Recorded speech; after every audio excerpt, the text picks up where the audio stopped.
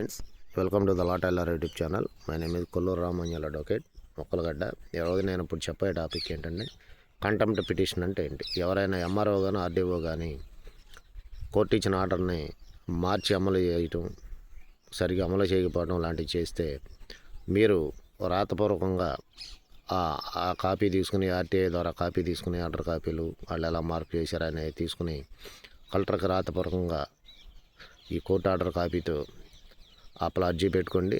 ఆ తర్వాత అదే హైకోర్టులో రిట్ పిటిషన్ వేసుకోవచ్చు.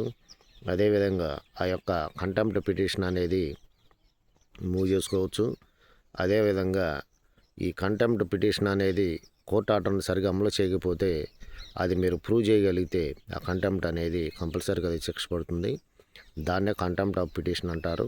హైకోర్టులో ఆర్టికల్ 226 కింద రిట్ పిటిషన్ కూడా వీళ్ళు కోర్టు ఆర్డర్ని సరిగ్గా అమలుపరచినప్పుడు రెవెన్యూ డిపార్ట్మెంట్ వాళ్ళు కానీ ఎవరైనా గవర్నమెంట్ ఆఫీసర్స్ కానీ కంటెంప్ట్ ఆఫ్ పిటిషన్ అనేది ఫైల్ చేసుకుంటూ అదేవిధంగా కోర్టులో రిట్ పిటిషన్ అనేది అండర్ ఆర్టికల్ 226 కింద హైకోర్టులో ఫైల్ చేసుకుంటే మీకు న్యాయం జరుగుద్ది. రెండోది ఏంటంటే శిక్ష కూడా కంటెంప్ట్ ఆఫ్ కోర్టు ఆర్డర్ని ఎవరినైతే వక్రీకరించి అమలుపరిచారో వాళ్ళకి శిక్ష అనేది పడుతుంది. సో ఫ్రెండ్స్, మరో వీడియోతో మళ్ళీ కలుద్దాం. Until then bye friends.